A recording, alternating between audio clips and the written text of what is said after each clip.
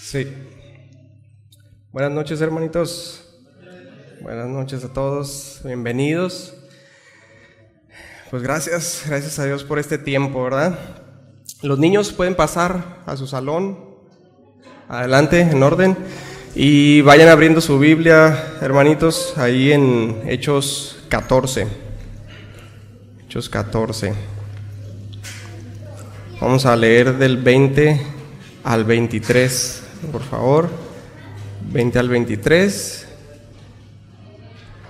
Vamos a orar. Padre, gracias te damos en esta noche, Señor, gracias, Padre, porque tú eres bueno, Señor, porque tu misericordia es para siempre, Padre, porque tú nos has guardado hasta el día de hoy, tú nos has sustentado, Señor, gracias, muchas gracias, Señor, te rogamos que nos ayudes en esta noche, Padre, que tú nos guíes con tu Espíritu Santo y nos ayudes a entender lo que tú quieres hablarnos, Señor, a través de tu palabra, a través de la Biblia, Señor. Ayúdanos a entender, Señor, lo que quedó plasmado en esas hojas, Señor, lo que tú quieres hablarnos a nosotros en esta noche. Ayúdanos, Padre, danos corazón dispuesto a recibirla, a entenderla y a ponerla por obra, Señor. Te ruego que me des la gracia, Señor, y me ayudes a predicar en el Espíritu Santo. Muchas gracias, Padre, en nombre de Jesús. Bien, entonces estamos ahí en Hechos 14, por favor, del 20 al 23. Dice así: pero rodeándole los discípulos, se levantó y entró en la ciudad, este es Pablo, y al día siguiente salió con Bernabé para Derbe, y después de anunciar el evangelio a aquella ciudad y de hacer muchos discípulos, volvieron a Listra, a Iconio y a Antioquía, confirmando los ánimos de los discípulos, exhortándoles a que permaneciesen en la fe y diciéndoles: es necesario que a través de muchas tribulaciones entremos en el reino de Dios. Y constituyeron ancianos en cada iglesia, y habiendo orado con ayunos, los encomendaron al Señor en quien habían creído. Bien, entonces está a punto de terminar el primer viaje misionero. Sí. Y, un segundito, está a punto de concluir el primer viaje misionero. ¿Sí me escuchó? Sí. Ok, ya. Entonces, este primer viaje misionero, si me puedes poner ahí la primera imagen, por favor, empezó en Antioquía de Siria. Si recuerdan, vamos a pasar algunos mapas para que nos ubiquemos. Ahí empezó en Antioquía de Siria y dice que Pablo y Bernabé estaban ahí, entre otros hermanos, ¿sí? Que había profetas y maestros, entre los cuales estaban ellos, Pablo y Bernabé, Saulo y Bernabé, dice, ¿no?, la escritura, y el Espíritu Santo dice que los apartó para la obra que los llamó. Aquí es para que nos ubiquemos. Antioquía de Siria está acá arriba y acá está Judea, ¿no?, acá abajo está Jerusalén, al final de la línea naranja, y Antioquía de Siria allá. Entonces ahí empezaron el primer viaje misionero. El Espíritu Santo los apartó para la obra. De ahí dice que descendieron a Seleucia, ¿sí? A Seleucia, y partieron para la isla de Chipre. Si me puedes poner la segunda, por favor. A la isla de Chipre. Esta de aquí es Bernabé, precisamente. Entonces, de ahí llegaron a Salamina. Un segundito, perdón. Llegaron a Salamina y de ahí cruzaron la isla hasta Pafos. Ahí en Pafos fue donde, si recuerdan, se les opuso Elimas, el mago, sí, pero no pudo impedir que el procónsul Sergio Paulo creyera ahí en la isla de Chipre. Ya de ahí de Chipre, de Pafos, me ponen la siguiente imagen, pasaron precisamente acá a la costa, a Perge de Panfilia, donde Juan Marcos abandona ahí la misión. Si recuerdan, los abandona, a lo mejor porque sabía lo que les esperaba, ¿no?, acá en Galacia, y se regresa a Jerusalén. Entonces, pero siguen Pablo y Bernabé, y de Perge de Panfilia se van a Antioquía de Pisidia, a unos 350 kilómetros al norte, en las montañas. Si me puedes poner la otra imagen, por favor. Entonces ahí van de Perge de Panfilia a Antioquía de Pisidia, unos 350 kilómetros al norte, arriba en las montañas, o sea, fueron ascendiendo y entraron entonces a la región de Galacia, sí, que es actual Turquía. Y en Antioquía de Pisidia dice que entraron en la sinagoga y Pablo predicó de tal manera que muchos siguieron a Pablo y le pidieron que les hablasen más acerca del evangelio. Entonces al día siguiente de reposo, toda la ciudad dice que se congregó para escuchar a Pablo. Pero entonces los judíos, cuando vieron esto, tuvieron celos e incitaron a mujeres piadosas y principales de la ciudad y los expulsaron, dice, de sus límites, ¿sí? Entonces, de ahí se fueron a Iconio, a unos 200 kilómetros al sureste, ¿sí? Acá está Antioquía de Pisidia y de ahí se fueron a Iconio. Sí, y en Iconio también entraron en una sinagoga. Entonces aquí esto es clave. En estos dos lugares entraron en las sinagogas donde estaban los judíos, se hablaron. Entonces también aquí en Iconio, de tal manera que creyeron gran cantidad de judíos y de griegos, y ahí se detuvieron, dice, mucho tiempo. Pero entonces aquí también los judíos que no creían excitaron los ánimos de los gentiles contra los hermanos y quisieron apedrearlos, pero entonces huyeron a Listra y Derbe, ciudades de Licaonia, así también en Galacia. Y dice que predicaron en toda la región circunvecina. Ahí en toda esta área dice que estuvieron predicando el evangelio, ¿sí? Hay unas imágenes vamos a pasar acerca de esta área hoy en día. Si me puedes poner las siguientes imágenes. Esto es la región de Antioquía de Pisidia hoy en día. Vamos pasando, por favor. Todo esto son esta región: Listra, Derbe, Antioquía. Y la siguiente, una más, siguiente. Aquí ya es Listra. Entonces, en Listra dice la escritura que aquí pues les fue bastante mal, ¿sí? Les dieron una buena tunda.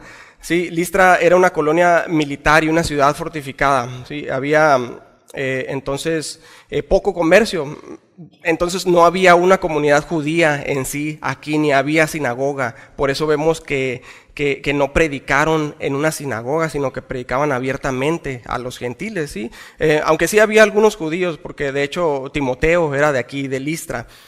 Ahí lo veremos en el capítulo 16, era hijo de una mujer judía y padre griego. Entonces, al no haber sinagoga en Listra, ellos predicaban a los gentiles en la calle, ¿sí? en parques o en las plazas o en la entrada de la ciudad. Sí, y si recuerdan, cuando salieron de Antioquía de Pisidia, les hicieron así con los pies a los judíos, les dijeron, nos vamos a los gentiles, ¿sí? Y a los gentiles se fueron, aunque como vimos anteriormente, eso no significaba que iban a dejar de predicar a los judíos, sino que ellos se enfocarían ahora a los gentiles. Ese sería su ministerio, ¿no? De hecho, dice en Gálatas 2:7, vamos a estar citando los Gálatas porque la carta de los Gálatas fue escrita por Pablo, de su puño y letra, de hecho, un poquito después de terminar el primer viaje misionero, ¿sí? Dice Gálatas 2:7 que a Pablo se le había sido encomendado el evangelio de la incircuncisión, así como a Pedro el evangelio de la circuncisión. O sea, a Pablo los gentiles, Pedro a los judíos, aunque también predicaban a judíos y gentiles. Pablo también predicaba a judíos, Pedro también predicaba a los gentiles, porque vimos que predicó a Cornelio, ¿no? También Pedro. Entonces, pero estas eran sus encomiendas, sus ministerios. Pedro se quedó acá en Judea y Aria, y Pablo fue a los gentiles, a las regiones de Galacia y Grecia y todas estas áreas. Entonces, tienen diferentes formas de predicar, ¿sí? Se les predicaba diferente a los gentiles y a los judíos, se les predicaba de formas distintas, con un enfoque distinto, pero al final pues era el evangelio lo que se les compartía. Ya veremos un poco más de esto. Y vemos en adelante que le fue difícil a Pablo, ¿sí? Predicar, enseñar a los paganos el evangelio. ¿Por qué? Porque fue difícil inculcar una fe en un Dios invisible a corazones que estaban acostumbrados a la idolatría, ¿sí? Y estaban acostumbrados a la adoración de infinidad de deidades, sobre todo en el mundo grecorromano, ¿sí? En toda esta área. Y vemos aquí en Listra, donde fueron apedreados, y lo vemos también en Atenas, ahí lo veremos en el capítulo 17, que fue muy difícil, ¿sí? Predicar a los gentiles. Pero Pablo no se desanima, sino que sigue con la misión que le fue encomendada, ¿sí? Y Pablo predica entonces en Listra, y ahí dice que observa y que ve a un creyente, a un oyente que está atento, ¿sí? Entre toda la multitud, alguien que está con un corazón dispuesto, un paralítico, ¿sí? Su condición de paralítico, de enfermo, hacía que su corazón fuera humilde y sumiso para recibir el evangelio, algo que nunca antes había escuchado. Entonces Pablo lo mira y sabe lo que tiene que hacer. Le dice a gran voz: levántate derecho sobre tus pies, y él saltó y anduvo. Entonces la gente de Listra, dice, reacciona al milagro hecho, sacando sus propias conclusiones. Y en lugar de dar gloria al único Dios verdadero a quien Pablo les estaba predicando, atribuyen el milagro a sus dioses falsos. Sí, si recuerdan. Y les acababa de decir Pablo, ¿no? Acerca de esto. Y a Bernabé llamaban Júpiter y a Pablo Mercurio, porque ese era el que llevaba la palabra. Aquí un dato interesante es que había una leyenda en ese tiempo, ¿sí? Una leyenda local que se le atribuye al poeta latino Ovidio. Sí, que decía que el Dios supremo, conocido como Júpiter para los romanos, Zeus para los griegos, y uno de sus hijos conocido como Mercurio para los romanos, Hermes para los griegos, en una oportunidad visitaron la tierra simulando ser seres mortales. Es parte de la mitología griega. Y de incógnito buscaron hospitalidad, pero fueron rechazados. Finalmente les dieron alojamiento en una pequeña choza donde vivía una pareja de ancianos campesinos llamados Filemón y Baleis, que los recibieron con gusto a pesar de su pobreza. Posteriormente los dioses recompensan a estos campesinos y destruyen con un diluvio los hogares de los que no los recibieron. Entonces los ciudadanos de Listra conocían esta historia, ¿sí? Y no querían sufrir el mismo castigo de sus antepasados. Pero como el pueblo en esta ocasión grita a los dioses que los visitan nuevamente, que pensaban que eran Pablo y Bernabé, en lengua licaónica, su lengua natal, hablaban griego, ¿sí? Pero su lengua natal era la licaónica. Entonces ellos gritan en la lengua licaónica por su emoción, y los misioneros no comprenden lo que sucede al principio, dice la escritura. Entonces a Bernabé llamaron Zeus y a Pablo llamaron Hermes, ¿sí? El intérprete, profeta de los dioses, porque llevaba la palabra. Entonces estas personas, queriendo ser como aquellos que sí recibieron a las deidades, según la mitología, les dan la bienvenida e intentan ofrecerles sacrificios, como era su costumbre, según la adoración a estas deidades. Y como Pablo y Bernabé no entienden el idioma, tardan en comprender lo que está sucediendo, y se armó ahí el alboroto, ¿no? Algo parecido así a los mítines políticos, ¿no? De ahora. Entonces el pueblo va hasta el templo de Júpiter, que estaba enfrente de la ciudad, para informar al sacerdote lo que sucede. Y rápidamente emocionado quiere honrar a aquellos que piensan son dioses. Y Pablo y Bernabé entonces en este momento se dan cuenta de la situación cuando ven que traen toros y guirnaldas. Había unos toros específicos que usaban para este fin. Y guirnaldas viene de estema, de estéfanas, que es corona o guirnalda entretejida. Y era el premio o símbolo de honor público, era lo que le daban a los ganadores de los Juegos Olímpicos. Si recuerdan, una corona entretejida de olivo o de algunas otras plantas. Y se los daban a los ganadores de los Juegos Olímpicos o a los emperadores y conquistadores, ¿sí? Entonces, al parecer van y quieren poner un altar ahí frente a Pablo y Bernabé y ofrecer sacrificios, y quieren ponerles las guirnaldas en la cabeza, ¿sí? Entonces, Pablo y Bernabé entienden lo que sucede en este momento y reaccionan como todo buen judío lo haría, ¿sí? Rasgaron sus ropas y se lanzaron a la multitud dando voces. E intentan persuadir a la multitud, intentan hacerlos desistir, aclarando que ellos no son dioses, que son hombres como ellos, y que el único Dios verdadero a quien ellos les estaban predicando les manda a que se arrepientan de esto. Sí, esto lo estamos viendo como contexto porque es importante recordarlo, ¿sí? Entonces, miren, es importante entender que este sermón que Pablo predicó ahí en Listra, sí, es un sermón predicado a los paganos. Entonces, sí, los sermones que vimos anteriormente que se les predicaban a los judíos en lo largo del libro de los Hechos al principio, eran sermones ricos en el Antiguo Testamento, eran ricos en profecías mesiánicas y con un énfasis en los padecimientos de Cristo y en la resurrección de entre los muertos, ¿sí? Y en la gracia de Cristo. Pero los sermones predicados a los paganos, entonces, se centran en corregir los errores de la idolatría. Sí, algo que le viene natural al hombre, ¿sí? Entonces, Pablo y Bernabé les aseguran al sacerdote y a la multitud que ellos no son dioses, sino simples mortales, y que su propósito es precisamente librarlos de esas falsas creencias, ¿sí? Que Dios detesta. Y tratan de describir al Dios vivo y verdadero por la creación, por la revelación natural de Dios. Algo parecido a lo que predicó también Pablo ahí en Atenas, en el Areópago, si recuerdan, lo vamos a ver en el 17, 22 al 27, y a lo que también escribe en su carta a los romanos, ahí en el 1:19 en adelante, ¿sí? Estudienlo en casa. Entonces, difícilmente, pero Pablo y Bernabé logran que la multitud desista de ofrecerles sacrificio. Entonces, seguramente la multitud estaba desilusionada, confundida y enojada, porque pues habían quedado mal, ¿no? Ahí frente a todos, y más el sacerdote y los seguidores de estos dioses. Primero estaban bien emocionados porque los dioses los habían visitado y terminaron regañados por el mismo a quien ellos llamaban Dios y que les dijo que se arrepintieran de esto que estaban haciendo. Entonces estaban enojados, estaban frustrados, y ahora pues cualquier chispa podría encender el fuego. Y llegaron los cerillitos, ¿no? En el 14:19 dice que vinieron unos judíos de Antioquía y de Iconio que los expulsaron, los mismos que expulsaron a Pablo y Bernabé y que querían apedrearlo. Cuando supieron que habían ido a Listra, también fueron allá para terminar lo que habían intentado hacer anteriormente. Y dice que también aquí persuadieron a la multitud. Entonces, fíjense cuán persistente es la maldad y el odio de estos judíos contra el evangelio de Cristo. Vinieron hasta acá y envenenaron a la gente para que los mataran.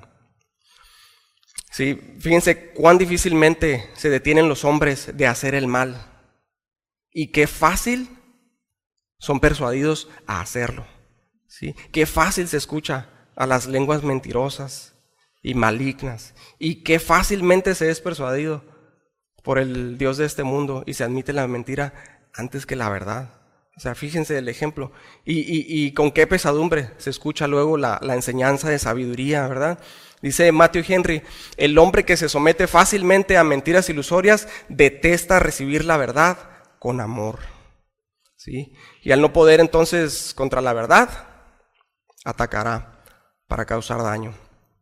La carta a los Gálatas registra también que los judíos que creyeron al evangelio en esta región de Galacia fueron por todos los lugares donde predicó Pablo, diciéndoles a los hermanos gentiles que tenían que circuncidarse y guardar la ley después del primer viaje misionero.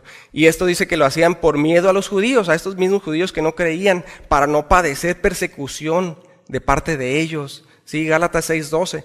Todos los que quieren agradar en la carne, estos os obligan a que os circuncidéis solamente para no padecer persecución a causa de la cruz de Cristo. Y también lo hacían por envidia de Pablo, porque querían que ellos tuvieran celo por ellos y no por Pablo. Gálatas 4:17. Tienen celo por vosotros, no para bien, pero no para bien, sino que quieren apartaros de nosotros para que vosotros tengáis celo por ellos. Entonces, fíjense que Pablo y Bernabé no protestaron cuando los iban a apedrear, pero rasgaron sus vestidos cuando intentaron adorarles, ofreciéndoles sacrificio. ¿Por qué? Porque pues, la gloria pertenece solo a Dios. ¿Sí? Y cuando se hace lo contrario, cuando se busca reconocimiento por la soberbia y maldad de los hombres, entonces esto crea, ¿qué? Confusión y muerte. Otra vez, vea Romanos 1:19 en adelante, estúdienlo ahí en casa. Porque la idolatría se le da fácil al hombre natural y la vanagloria también. Pero vemos que el discípulo de Cristo debe rechazar toda idolatría, toda vanagloria, ¿sí? Debe rechazar todo soberbio y deseo de reconocimiento indebido. ¿Por qué? Porque esto alienta el orgullo. Entonces, debemos de rechazar el orgullo y aceptar el reproche si viene, ¿sí? Así como lo hicieron Pablo y Bernabé, ¿sí? Y predicar a Cristo y darle gloria a Él, ¿sí? Y solo a Él. Y si hacemos esto, bueno, pues vamos a ser perseguidos. Vamos a ser perseguidos de la misma forma que fueron ellos. Porque a ellos les fue mal, ¿sí? Les fue muy mal en estos lugares, pero dejaron sembrado en estos lugares, dejaron sembrada la semilla, la primera semilla del Evangelio, ¿sí? De la gloria del Dios vivo y verdadero, que más adelante germinará y dará fruto. Sí, entonces vamos a entrar ahora sí a tema 14:20, dice: pero rodeándole los discípulos, se levantó y entró en la ciudad, y al día siguiente salió con Bernabé para Derbe. Sí, Derbe estaba a unos 100 kilómetros al sudeste de Listra. Era una ciudad fronteriza de Galacia y lugar de ingreso de mercadería del exterior, acá del oriente, ¿sí? Tenía una aduana y una posada para viajeros. Entonces, poco dice Lucas acerca de la estadía de los misioneros en esta ciudad. No dice si fue agradable o áspera la recepción, pero todo parece indicar que hubo calma aquí en este lugar, porque después Pablo le dice a Timoteo en 2 Timoteo 3:11: persecuciones, padecimientos como los que me sobrevinieron en Antioquía, en Iconio, en Listra, persecuciones que he sufrido, y de todas me ha librado el Señor. Sí, no menciona a Derbe. Entonces, tal vez les fue bien o no tan mal como en las otras ciudades. Sí, pero al parecer tuvieron un respiro, gracias a Dios, en esta ciudad. Dice el 21: y después de anunciar el evangelio a aquella ciudad y de hacer muchos discípulos, volvieron a Listra, a Iconio y a Antioquía. Sí, dice que en Derbe anunciaron el evangelio e hicieron muchos discípulos. Se quedaron un buen tiempo ahí. De hecho, uno de los discípulos aquí de Derbe fue Gallo. Ahí vamos a ver en Hechos 24, compañero leal y útil en los años posteriores. Pero entonces dice que de Derbe regresaron por donde venían. Si me puedes poner la siguiente imagen, Jeremy, por favor. La siguiente. Otra más. Ahí está. Entonces dice que estaban en Derbe, acá al final, y de ahí regresaron otra vez por donde venían. Sí, volvieron a pasar por Listra, por Iconio, por Antioquía de Pisidia, sí, donde ya habían predicado y donde los habían corrido y los habían apedreado, sí. Y tenemos mucho que aprender aquí de esto, hermanos. Si se fijan, ¿quién regresaría otra vez por los lugares donde los quisieron matar? Sí. Bueno, Pablo y Bernabé, a pesar de todo, no se detienen ni titubean en su misión. Y fíjense que aparte de la apedreada, la carta a los Gálatas registra que posiblemente Pablo iba enfermo en el viaje. Gálatas 4:13: pues vosotros sabéis que a causa de una enfermedad del cuerpo os anuncié el evangelio al principio. Sí, o sea, aparte iba enfermo Pablo, al parecer. Entonces, pero fíjense, ellos hubieran podido volver a Antioquía de Siria por un camino mucho más rápido, acá por el este, ¿sí? Por el oriente, pero no lo hicieron. ¿Por qué? Bueno, la cuestión es que debido a la persecución que se había desatado en estas ciudades arriba, los nuevos convertidos corrían el riesgo de desanimarse y claudicar. Entonces, porque miren, después de que los hermanos judaizantes fueran a las iglesias a decirles que debían guardar la ley, Pablo les dice en Gálatas 1:6-7: estoy maravillado de que tan pronto os hayáis alejado del que os llamó por la gracia de Cristo para seguir un evangelio diferente, no que haya otro, sino que hay algunos que os perturban y quieren pervertir el evangelio de Cristo. Sí, y también les dice en Gálatas 5:4: de Cristo os desligasteis, los que por la ley os justificáis, de la gracia habéis caído. Sí, caído, ekpipto, caer, ser sacado de curso, perder, llegar a ser ineficiente, dejar de ser, fallar. Sí, o sea, los que por la ley se quieren justificar han perdido el rumbo, les dice. ¿Por qué? Porque la salvación es por gracia, por medio de la fe.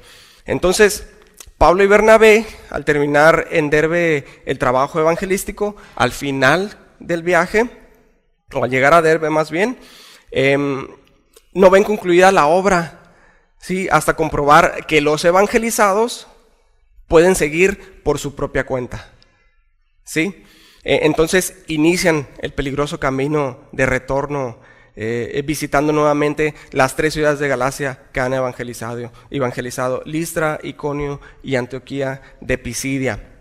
Sí, a Chipre ya no regresaron en esta ocasión, porque al parecer no había oposición como la que había en estos lugares, en estos otros lugares. Entonces, pero vemos que la visita de retorno tiene otra característica, muy diferente a la de ida, ¿sí? Versículo 22, confirmando los ánimos de los discípulos, exhortándoles a que permaneciesen en la fe. ¿Sí? Entonces, esta visita de regreso ya no es para predicar públicamente el evangelio como lo habían hecho de ida, sino para confirmar los ánimos de los discípulos. ¿Sí? Los dos verbos confirmar y exhortar del versículo 22 son repetidos muchas veces en los Hechos y en las cartas de Pablo. Sí, lo vemos en Hechos 9:31, 15:32, 41, 18:23, por mencionar algunos. Primera Tesalonicenses 3:2, 3:13, Santiago 5:8, Primera Timoteo 1:3. ¿Qué nos dice esto? Bueno, que es tan importante el discipulado como la evangelización, ¿sí? Evangelizaron de ida, discipularon de vuelta. De ida, Pablo y Bernabé predicaban a las multitudes y se arriesgaron hasta la muerte para ganar almas, y de vuelta instruyen, alientan, corrigen, amonestan y encomiendan al Señor. ¿Sí? Y si no lo hubieran hecho así, entonces los hermanos corrían el riesgo ¿de qué? De desalentarse y claudicar en la fe. Entonces ellos sienten una responsabilidad especial en afirmar a estos hermanos y vuelven para discipular a los nuevos convertidos y para que sepan también evangelizar y encaminar a otros. Sí, Matthew Henry dice en cuanto a esto: todos los que son convertidos tienen que ser confirmados en la fe, todos los que son plantados tienen que criar raíces. La obra de los ministros es establecer a los santos y despertar a los pecadores. Y así lo hicieron. ¿Por qué? Porque no solamente hicieron esto, sino que también dejaron ancianos y ministros que los pastorearan. Versículo 23, y constituyeron ancianos en cada iglesia, y habiendo orado con ayunos, los encomendaron al Señor en quien habían creído. Sí, los encomendaron. Dejaron ancianos, y Pablo no designa a cualquier persona, ¿sí? Dice que oraron y ayunaron. ¿Para qué? Para buscar la voluntad de Dios, como se hace cada vez que se escogen ministros. Siempre lo vemos en la Escritura, y Dios escucha y da dirección siempre, y esa dirección de Dios para escoger ministros incluye por supuesto las características que Pablo ahí dejaría plasmadas en sus cartas, inspirado por el Espíritu Santo, como en su carta precisamente al joven pastor Timoteo de Listra, que posteriormente lo acompañaría en sus viajes misioneros. Primera Timoteo 3:2-7. Cuando Pablo escribe esto, Timoteo estaba en Éfeso. Dice: pero es necesario que el obispo sea irreprensible, marido de una sola mujer, sobrio, prudente, decoroso, hospedador, apto para enseñar, no dado al vino, no pendenciero, no codicioso de ganancias deshonestas, sino amable, apacible, no avaro, que gobierne bien su casa, que tenga a sus hijos en sujeción con toda honestidad, pues el que no sabe gobernar su propia casa, ¿cómo cuidará de la iglesia de Dios? No un neófito, no sea que envaneciéndose caiga en la condenación del diablo. También es necesario que tenga buen testimonio de los de afuera, para que no caiga en descrédito y en lazo del diablo. ¿Cuántos se apuntan para obispos? ¿Sí? Obispo, episcopón, anciano, guardián, obispo. ¿Sí? Y ellos ahí impusieron ancianos en las iglesias. Episcopones, aquí hay varios episcopones. Gracias a Dios que tenemos varios episcopones. Entonces dice que oraron y ayunaron y, versículo 23, los encomendaron al Señor en quien habían creído. ¿Sí? Al igual que lo hicieron con Pablo y Bernabé al salir de Antioquía de Siria. El verbo paratithemi, traducido aquí, encomendar, significa literalmente poner cerca. ¿Sí? De modo que lo que Pablo y Bernabé hicieron es entregar a los cristianos al cuidado del Señor. Los pusieron cerca del Señor, los pusieron en sus manos, ¿sí? No habían sido dejados solos. ¿Sí? Pablo no vino, les preguntó, les predicó el evangelio y los dejó a su suerte. ¿Sí? No nomás les hizo así y ahí se le echan y me regreso a Tarso, que al cabo está cerca, y ya estaba cerca a Tarso. ¿Sí? No lo hizo así, sino que los encomendó al Señor. ¿Sí? Matthew Henry dice: la gracia de Dios y nada menos establece eficazmente las almas de los discípulos. Sí, el Señor mismo sustenta a su iglesia, hermanos. El Señor mismo sustenta a los creyentes. Si sustenta la creación misma, ¿cómo no sustentará a sus hijos? ¿Sí? Y esto quita también un peso de los ministros. ¿Sí? Sí hay responsabilidad de los ministros sobre la iglesia, claro que sí, pero el Señor es el que sustenta a sus hijos, sustenta a su iglesia. ¿Sí? Y de esta forma, Pablo y Bernabé dan la gloria a Dios, atribuyendo al Señor todo lo bueno que se puede hacer. ¿Por qué? Por cuanto Él pone en nosotros el querer como el hacer por su buena voluntad. ¿Sí? Y Él asegura nuestro caminar en Él. Judas 1, 24, 25. Y aquel que es poderoso para guardaros sin caída y presentaros sin mancha delante de su gloria, con gran alegría, al único y sabio Dios, nuestro Salvador, sea gloria y majestad, imperio y potencia, ahora y por los siglos de los siglos. Amén. ¿Sí? Pero, juntamente con el estímulo que les dio Pablo, vino también la advertencia. ¿Sí? Versículo 22b. Es necesario que a través de muchas tribulaciones entremos en el reino de Dios. ¿Sí? Dice, es necesario que a través de muchas tribulaciones entremos en el reino de Dios. Esto le dice Pablo a los hermanos, y fíjense que se lo dice a todos los hermanos en su visita de regreso, ¿sí? A todos ellos. Y pues ahí es donde ya no nos gusta, ¿verdad? Pero Pablo pues no les miente a los creyentes, porque si somos hijos de Dios, esta palabra es una realidad, ¿sí? Para todos nosotros también. Pero la aflicción en el creyente siempre tiene un propósito, hermanos.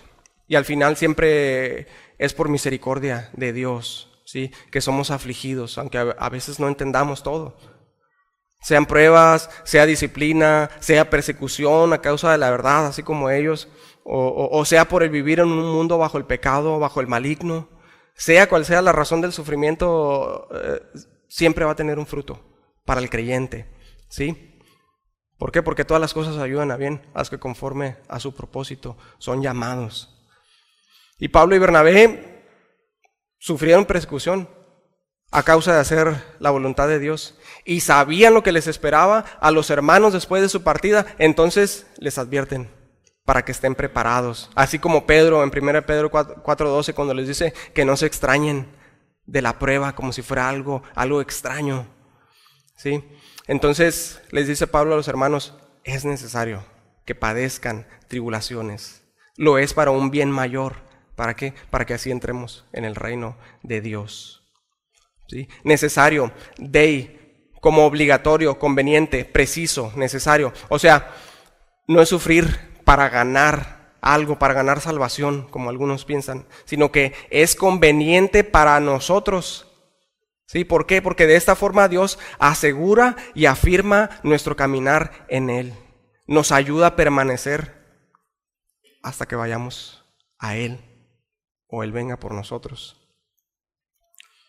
Por lo cual, asimismo padezco esto, pero no me avergüenzo, porque yo sé a quién he creído y estoy seguro que es poderoso para guardar mi depósito para aquel día. Escribe Pablo a Timoteo, 2 Timoteo 1:12. ¿Sí? Cristo guardará nuestro depósito para aquel día, hermano, sin importar lo que pase. Estamos seguros en Cristo. En Cristo, su palabra, Cristo, su palabra, es nuestra firme ancla del alma. Entonces, no nos desanimemos, hermanos. No nos frustremos cuando estamos pasando por momentos difíciles. Porque cuando Dios nos eligió, no quiso que no fuéramos probados. Al contrario, ¿sí? Fuimos elegidos para ser pasados por el horno de la aflicción.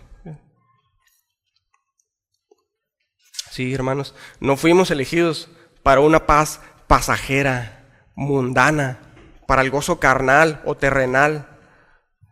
Nunca se nos prometió que quedaríamos inmunes del dolor y de la enfermedad. Nunca. Sino que esta es la marca de todo hijo del Rey. No que no padezca, y no tenga falta de nada, como muchos aseguran, engañando a las ovejas, sino que, como dijo Pablo, es necesario que a través de muchas tribulaciones entremos en el reino de Dios. Entonces, no esperen quedar exentos de las pruebas, hermanos, porque si esperan esto, se van a decepcionar. ¿Sí? Por eso Pablo les dice, les advierte. Por eso la palabra nos lo advierte, nos lo dice una y otra vez. Fíjense, ninguno de los hombres de Dios han quedado sin las pruebas. Recuerden a Job, a Abraham, a Daniel, a Jeremías, a Oseas, a Pablo mismo. Fueron pasados por el fuego de la prueba, pero por la fe y la paciencia heredaron las promesas. Sí, porque corrieron la carrera con paciencia, con los ojos puestos en Jesús. Y aun cuando Dios nos escogió como sus hijos, incluyó la disciplina. Sí, porque ¿qué hijo es aquel a quien el Padre no disciplina? Hebreos 12:7. Él ha dispuesto, hermanos, ¿cuándo serán? ¿Cuánto durarán estas aflicciones? ¿Y qué efecto van a tener sobre nosotros? Sí o sí. De hecho, las aflicciones fueron heredadas a nosotros en el último testamento de Cristo. Juan 16:33. En el mundo tendréis aflicción, pero confiad. Yo he vencido al mundo, dice el Señor. Yo he vencido al mundo. Él, el Señor, quien ha sufrido hasta lo sumo de esta forma, ha vencido al mundo. Y si Él ha sufrido, ¿cómo no seremos nosotros también sumergidos en el dolor, que somos sus siervos? Sí, hermano, él se lo dijo a sus discípulos: beberán de mi copa y serán bautizados con mi bautismo. Si nuestro Señor, si nuestro Maestro sufrió a causa del pecado y en manos de hombres pecadores, ¿no sufriremos también nosotros a causa del pecado que hay en el mundo? Porque el siervo no es mayor que su Señor. Si a mí me han perseguido, también a vosotros os perseguirán. Juan 15:20. Sí, si en realidad somos sus hijos, tendremos aflicción en este mundo a causa del pecado. El pecado en nosotros y el pecado en los demás. Porque si hemos conocido a Cristo, sentiremos dolor por el pecado que llevó a Cristo en la cruz. Dejen que permanezca, hermano, dejen que permanezca el dolor, porque Él está obrando santidad en nosotros. Nos está llevando a parecernos más a Él. Nuestros pecados horadaron sus manos y sus pies y perforaron su costado.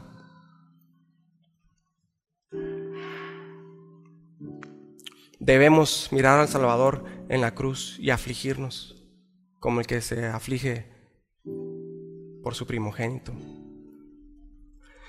Y que nuestro dolor se convierta en arrepentimiento, en tristeza según Dios, y que promueva en nosotros un repudio por el pecado y una firme resolución de alejarnos de él.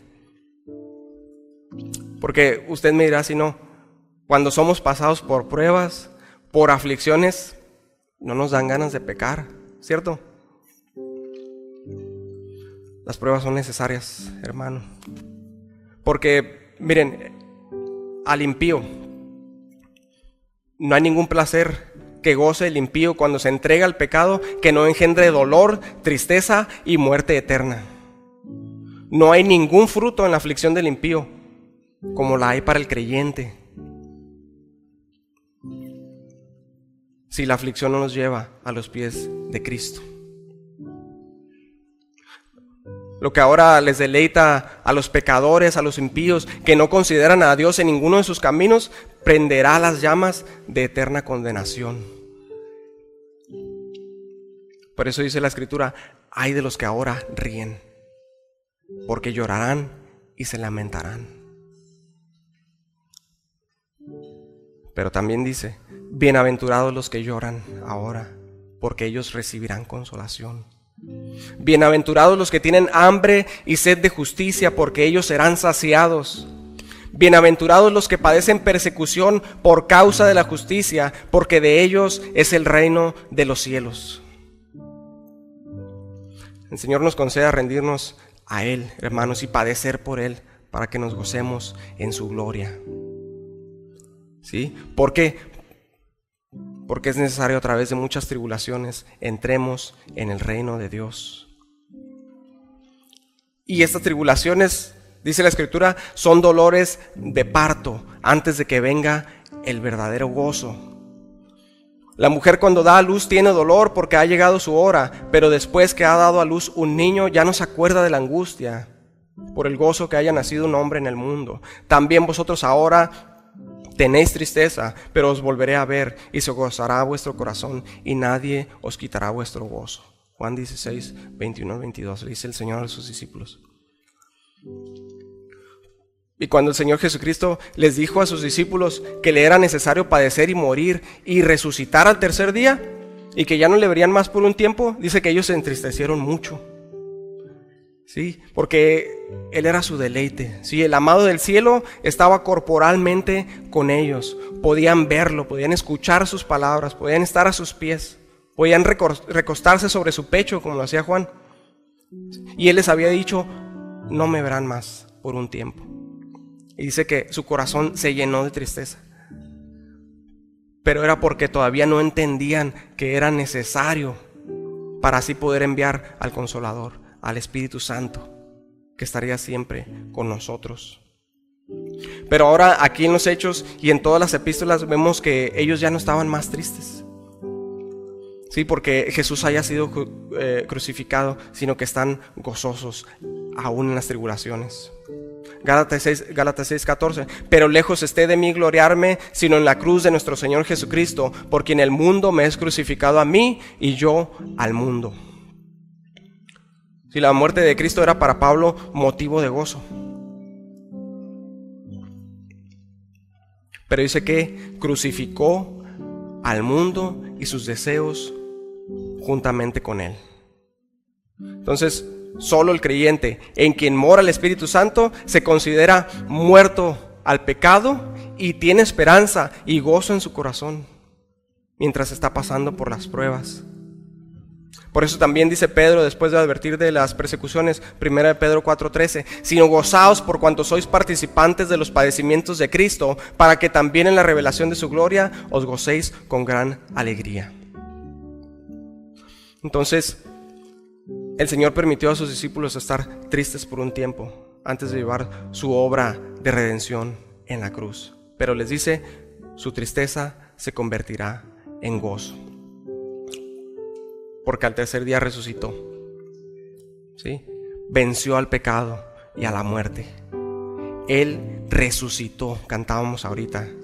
¿Sí? Él resucitó. Y ahora Él ha sido exaltado a lo sumo y su reino permanece para siempre. Un reino cuyo fundamento fue puesto en los sufrimientos del Calvario. Entonces, felices aquellos que cuando Él venga en su manifestación, en su reino, también serán manifestados con Él. Y entonces nuestra tristeza se convertirá en gozo.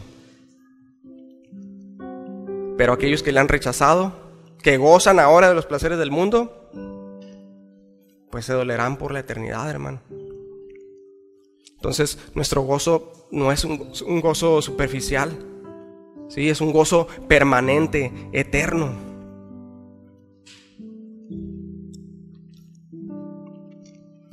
Sí, pero que algún hombre haya sufrido más que Cristo, más que el varón de dolores, no sería ningún consuelo para nosotros, ¿verdad?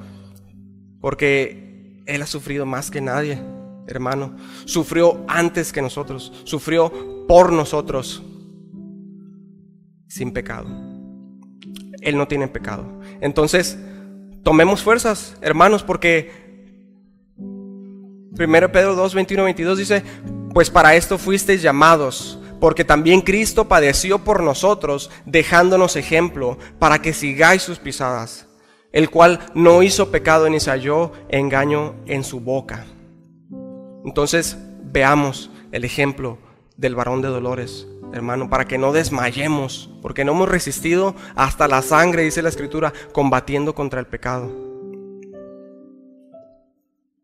Sí, y el propio corazón de Dios es revelado en los padecimientos de su Hijo. El juez justo que no pasará por alto el pecado sin expiación. El Padre de ilimitado amor que da lo mejor de sí al amado del cielo para que se desangrara y muriera en nuestro lugar. Qué grande es el Evangelio, hermanos. Aún los ángeles se asombran y alaban al que vive por los siglos. ¿Sí? El corazón de nuestro Salvador fue traspasado, fue como cera dentro de sus entrañas, dice. Y el varón de dolores en su agonía exclamó, ahorita lo leía Bogdan, Elí, Elí, lama sabactani, Dios mío, ¿por qué me has desamparado?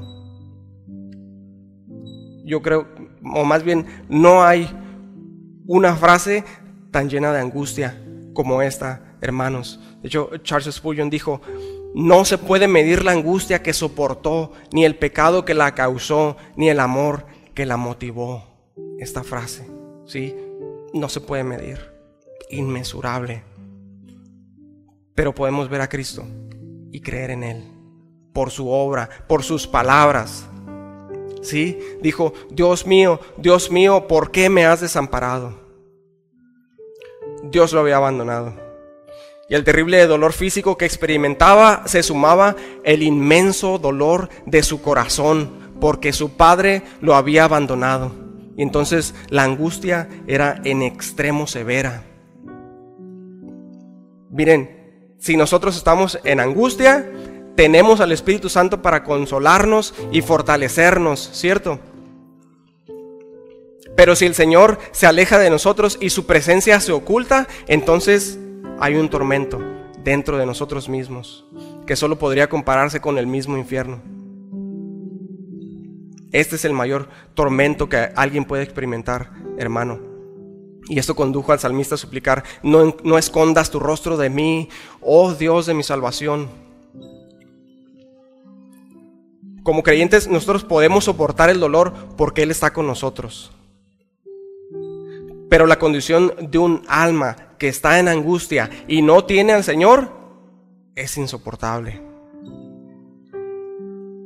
Entonces podemos tener una vaga, una remota idea, cuando nuestros pecados nos separan de Dios, de lo que experimentó el Salvador al ser abandonado en la cruz. Pero aún así no hay comparación. Sí, porque nosotros somos pecadores y Él es perfectamente santo, y el Padre es 3 veces santo. Unos son desde la eternidad. Y Jesús, aún en su condición de hombre, era perfecto y apto para la comunión con Dios. Entonces, cualquier ruptura de esta comunión debió haber sido dolorosa en extremo. Por eso su agonía fue larga, desde Getsemaní. Si alguien que no esté en paz con Dios, que no haya sido perdonado por su preciosa sangre, conociera su verdadera condición, desfallecería, el suelo no le alcanzaría, desfallecería de terror hasta que fuera reconciliado con Dios. El pecador, hermano, tiene una terrible necesidad de Dios, pero no lo sabe. Por eso no siente esa hambre y sed del Dios vivo que sentiría un creyente si fuese privado de su presencia. Pero somos tan duros, tan insensibles por el engaño del pecado, que no sentimos nuestra verdadera condición. Y se nos hace fácil pecar contra la gracia, hermano. Que el Señor nos ayude, ¿sí? El abandono del Padre al Salvador fue real, y aún sus seguidores, sus discípulos, lo dejaron solo en aquella hora. Pero a pesar de todo esto, él exclama: Dios mío, Dios mío. No hubo en él queja alguna. Como cordero fue llevado al matadero y no abrió su boca. Aún los mártires murieron con la presencia vívida del Señor. Esteban vio su gloria antes de ser muerto. ¿sí? Cuando los santos de Dios padecen persecución, la presencia de Dios es más tangible. Porque no vemos en la Escritura que aquellos 3 varones experimentaron la presencia del Señor visiblemente hasta que estuvieron en el horno de fuego de Nabucodonosor. Sí, la presencia del Señor hizo dulce la hora de la muerte para los santos que mueren en Él. Pero Él desamparó al Salvador en la hora de su angustia, cuando nunca jamás en la eternidad lo había hecho. Anteriormente la voz del cielo dijo de Él: este es mi Hijo amado, en quien tengo complacencia. Pero ahora, aunque esto seguía siendo verdad, porque Dios no cambia, la voz del cielo callaba. Y colgado fue en el madero, hecho maldición por nosotros. Porque escrito está: maldito todo aquel que es colgado en un madero. No vemos que ni una legión de ángeles impidió que le escupieran, que le flagelaran. Él voluntariamente se entregó a sus verdugos, hombres impíos, asesinos. Y nuestro Salvador aceptó ser abandonado por Dios. Él lo sabía, porque esta es la consecuencia necesaria por el pecado. Y después de 3 horas de silencio, exclamó: Dios mío, ¿por qué me has abandonado? ¿Por qué me has desamparado? Citando el Salmo 22:1. Él fue a la escritura en su dolor. La oración y la escritura eran preciosas para el Señor en su agonía. Y haríamos bien en seguir su ejemplo. Dios mío, exclamó, como diciendo: tú eres mi Dios y yo me someto a tu voluntad, sea cual sea. Si es posible, pase de mí esta copa, pero no sea como yo quiero, sino como tú, dijo antes en Getsemaní, en esa agonía que tenía. Entonces vemos una profunda sumisión de Dios y una poderosa determinación al dirigirse a Él en medio de su angustia. Sí, una sumisión y una determinación en hacer su voluntad. Aún sintiéndose desamparado por Él, clama a Él, declarando su plena confianza en el Dios que lo estaba afligiendo, a oídos de la multitud que se burlaba de Él. Al que no conoció pecado, por nosotros lo hizo pecado, para que nosotros fuésemos hechos justicia de Dios en Él. 2 Corintios 5:21. Él sabía que el abandono era necesario para la salvación de nuestras almas. Él sabía que ese sufrimiento era necesario. Pero aún con todo, Él nunca fue más digno del amor del Padre que cuando se entregó a sí mismo, haciéndose obediente hasta la muerte, y muerte de cruz. Pero era necesario el sufrimiento. Sí, el juez de todo debía juzgar a aquel que tomó nuestro lugar, sobre quien fueron puestas nuestras culpas. Todos sus dolores, hermano, eran nuestros. Todos sus dolores eran nuestros. Y nosotros le tuvimos por azotado, por herido de Dios y abatido, como si Él fuera merecedor de la ira de Dios, cuando Él es completamente santo y nosotros viles pecadores. Porque dice que los hombres le veían y meneaban la cabeza. Si eres hijo de Dios, sálvate a ti mismo, le gritaban burlándose. Que un hombre sea desamparado por Dios a causa de su pecado, hermanos, es la consecuencia natural e inevitable de haber quebrantado sus mandamientos. Sí, recuerden en el jardín del Edén: si comieres de ese fruto, morirás. Separación de Dios. Y entonces, ¿cuál no será la condenación que merece el pecador que rechazare este precioso sacrificio? El sacrificio sustitutivo efectuado por nuestro Salvador. Porque si Él hubiera dicho: todos estos han quebrantado mi ley, deben morir, hubiera sido justo. Es la ley. Pero en su lugar, como su justicia absoluta no puede ser absuelta sin un pago por su infinito amor con que nos amó, Él dijo: aquí está mi unigénito. Él y yo somos uno. Él va a morir en su lugar, rebeldes. ¿Cuánto mayor castigo pensáis que merecerá el que pisoteare al Hijo de Dios y tuviere por inmunda la sangre del pacto en la cual fue santificado e hiciera afrenta al Espíritu de gracia? Hebreos 10, 29. Por eso, pues, ahora, dice Jehová, convertíos a mí con todo vuestro corazón, con ayuno y lloro y lamento. Rasgad vuestro corazón y no vuestros vestidos, y convertíos a Jehová vuestro Dios, porque misericordioso es y clemente, tardo para la ira y grande en misericordia, que se duele del castigo. Entre la entrada y el altar lloren los sacerdotes, ministros de Jehová, y digan: perdona, oh Jehová, a tu pueblo, y no entregues al oprobio tu heredad. Y Jehová, solícito por su tierra, perdonará a su pueblo. Joel 2. Pero el amor del Padre por el Hijo nunca cesó, hermanos, ni siquiera menguó por un instante cuando fue hecho pecado por nosotros.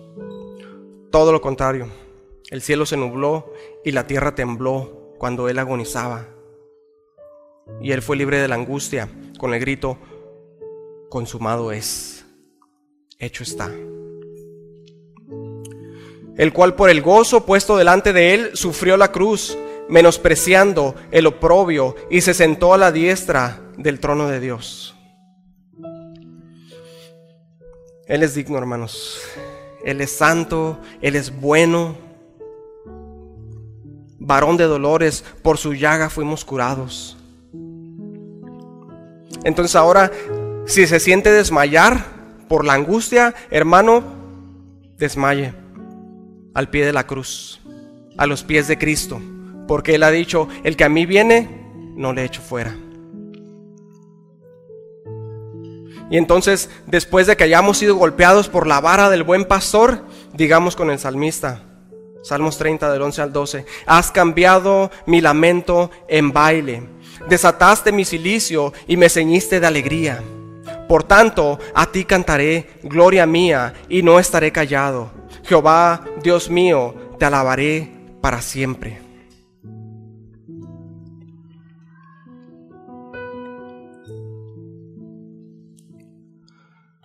Vamos a orar, hermanitos. Padre, gracias. Gracias por tu palabra. Gracias porque, Señor, tú no nos mentiste. Tú nos dijiste que tendremos aflicción, Señor. Que en este mundo tendremos aflicción. Pero que hay un propósito siempre en la aflicción. Por tu misericordia, Padre. Por tu gracia. Gracias, Señor, porque tú pruebas nuestra fe, porque tú nos afliges, porque estás formando nuestro carácter, porque estás perfeccionándonos hasta el momento en que estemos contigo. Muchas gracias, Padre. Gracias, bendito Dios. Danos la gracia, Señor, para que en medio de las aflicciones que tú dijiste que son reales, que sucederán, danos la gracia, Señor, para como todos aquellos hombres de fe podamos siempre estar gozosos y tener nuestros ojos puestos en ti, siempre en ti, Señor. Y que no claudiquemos, que no reneguemos, sino que nos gocemos, Padre. Y gracias por el sacrificio precioso de tu Hijo amado en la cruz, porque nos has dejado ejemplo para seguir tus pisadas, porque podemos poner nuestros ojos en Jesús, el autor y consumador de nuestra fe, y tomar fuerzas porque no hemos sufrido hasta la sangre combatiendo contra el pecado. Muchas gracias, bendito Dios. Gracias, Señor. Gracias por la cruz, gracias por Cristo. Gracias porque estamos seguros en ti. Y vendrá el verdadero gozo. Porque pronto vendrá nuestra última aflicción y estaremos contigo, Señor, porque ni aun la muerte nos separará de tu amor, que es en Cristo Jesús, Señor nuestro. Gracias, Señor. Bendito sea tu nombre. En nombre de Jesús. Amén. Bien, entonces vamos a pasar a nuestro tiempo de oración.